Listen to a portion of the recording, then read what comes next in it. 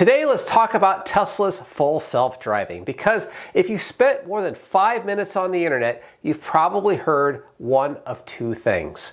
Either Tesla FSD is basically a robot chauffeur and we're just one small software update away from being able to take a nap in your car while it drives you cross country, or Tesla's FSD is a rolling science experiment that's actively plotting against us. And somehow, both of these people are very confident in what they say.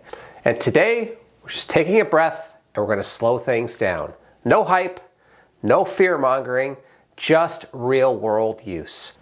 In this video, I'm going to answer the common questions about Tesla full self-driving. And by the end of this video, you should know whether FSD makes sense for you, how much attention it really needs, and whether it's worth the money. So before we argue about autonomy levels and fight it out in the comments, let's start with what full self-driving is actually like in real life. As of early 2026, running version 14, Tesla's full self-driving can take you from point A to point B almost entirely on its own. It can pull out of a parking spot, navigate city streets, make turns, handle intersections. It can even merge into traffic, get on and off the interstate, pretty much follow all of the rules of the road. And when you arrive, it can even park the car for you, sometimes exactly where you want, and sometimes close enough. Most of the time, it just fades into the background, and until suddenly you realize you don't even remember the last time you touched the pedals or the steering wheel. And to turn it on, all you have to do is tap that blue self-driving button on the screen, or press the scroll wheel, or use the right stalk on older Teslas. And if at any point you want to disengage or take over, it's super easy. You can tap the brake, you can grab the wheel, or you can press the scroll wheel again, and you'll be basically back in control. That's it. And that brings us to the biggest source of confusion around Tesla full self-driving. Back in 2014, SAE International created a scale to categorize driving automation. It goes from level 0 to level 5.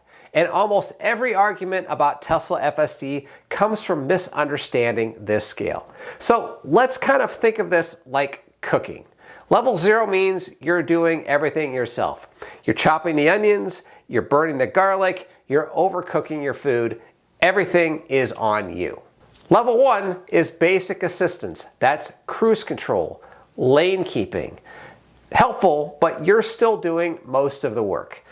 Level 2 is where full self-driving currently lives. At level 2, the car can steer, accelerate, and brake all on its own. But you, yes, you, are still responsible, because you are the one that's supposed to be watching the road, and you are the one that's supposed to be supervising. You are legally accountable if something goes wrong. So you are definitely the chef in level 2, but the car you can make call a sous chef. Level 3 is where things start to change. At level 3, the car is responsible while it's driving. It monitors the environment, and it will let you look away and let you know when you need to take over. Very few cars in the world can actually do this, and it's only in very limited situations on very limited roads. Level 4 and 5, we are in full autonomy and robo-taxi territory. We just aren't quite there yet with current state of FSD. So where does Tesla's FSD sit today? Well, even with how advanced it feels at times, Tesla's full self-driving right now is level 2. And that's not about capability, it is about responsibility. Tesla could push closer to level 3, but that would require the system, not you, to be legally responsible. That's why Tesla now calls it full self-driving supervised. Now let's clear up another big point of confusion. Every Tesla comes with something called Autopilot. And Autopilot is not the same as full self-driving. Basic Autopilot gives you some basic things. Gives you lane keeping and adaptive cruise control. And that's about it. And it actually, for what it does, it works really well. But you can tell that it's based on an old rules-based approach to its code. It follows lanes, it follows distance, it doesn't really think about what it's doing. Full self-driving is completely different. FSD handles city streets, intersections, parking, lane changes, and complex decision-making using AI, all in the same car with Autopilot. but it is actually very different than Autopilot. FSD is like a completely new brain for the car.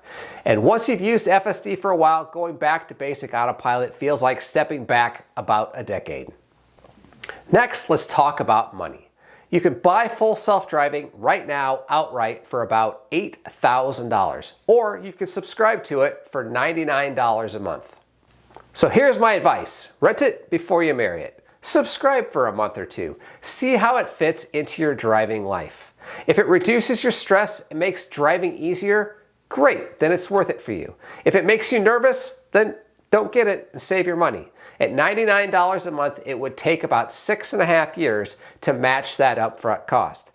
But you also need to keep something in mind. FSD stays with the car and not the driver. If you sell the car, FSD actually goes with it. Now, Tesla does occasionally offer free FSD transfers to a new vehicle, and that's exactly what I did when I moved to my current Model Y. Next, let's talk about the amount of supervision required with FSD. This is the question that everyone tends to ask, and the answer has changed a lot over time. With version 14, you usually don't need to touch the steering wheel at all, ever. Instead, the car actually watches you. There's a camera right here inside the car that is always looking at you. It can see if you're paying attention. It knows if you're actually looking at the road, and it knows if you're staring out the side window or maybe even staring at your phone. If it doesn't like what it sees, it will start warning you. Now, most of the time, simply looking back to the road clears that warning. But if you ignore it, the system will escalate the warnings. First, visual warnings with the blinking screen, then audio beeps, and then you will get the dreaded red steering wheel telling you to take over immediately. And if you still don't respond, FSD will do its best to safely pull over and stop the car. At that point, you're also going to get something called an FSD strike. Yes, a strike. You get 5 strikes before you put in FSD timeout. And if that happens, you won't be able to use FSD for a week or two before they give you back that feature. And for those of you asking, you can't watch a movie while using FSD. You can't take a nap. You cannot treat this car like a robot chauffeur. You just can't. The system will not let you do that. With FSD version 14, you also get something called speed profiles, and there are 5 of them: sloth, chill, standard, hurry, and something called Mad Max. Think of these levels like caffeine intake. Sloth is more like herbal tea, and Mad Max is 3 espressos and poor life choices. Sloth mode sticks very closely to the speed limit at all times. Each step up from there drives a little faster and gets a little more assertive with lane changing and passing. And if you're new, start on chill. If you're experienced and confident, you can work your way all the way up to that Mad Max mode.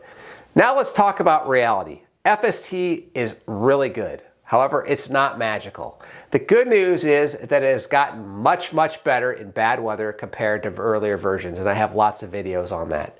Rain used to be a big weakness. Snow used to confuse it badly and really kind of make it not work at all. But with version 14, it's far more confident. It slows down. It gets more cautious. But it no longer just simply fails at the moment the conditions aren't absolutely perfect. That said, weather still matters. I should also say FSD also makes some, let's say, interesting navigation choices lately. Now, it'll get you where you need to go, but it's just not likely going to take you in the way that a normal human would want to go. Also, I should mention potholes. They're kind of another weak spot right now. Sometimes it avoids them nicely, and sometimes it just commits to just drive straight through. And then there's debris on the road, like sticks or small branches, random junk on the road. FSD can occasionally overreact to things that a human would barely even notice, and you'll see hesitation, overly cautious braking, or awkward avoidance in these situations.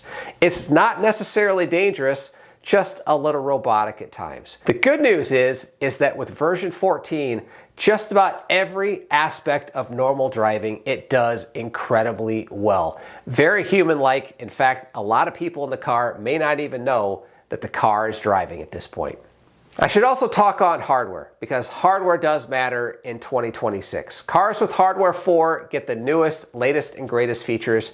Hardware 3 is still out there in droves, and it still works, but not everything makes it down to hardware 3 anymore. Now, Tesla has said that there's going to be a light version of V14 come out in hardware 3 cars sometime this year. However, nothing is confirmed yet. So everything that I've been talking about at this point covers version 14 on hardware 4. So let's hope the hardware 3 folks out there will get some of this love. So it all comes down to, is Tesla full self-driving worth it? And in my opinion, absolutely 100%. Version 14 is really, really good. Most drives are smooth and uneventful. Interventions at this point are rare. True safety disengagements, actually even rarer. I don't remember the last time that happens. It is good enough to make you feel like the car is doing it all, and that's the trick. All right, there you have it, FSD.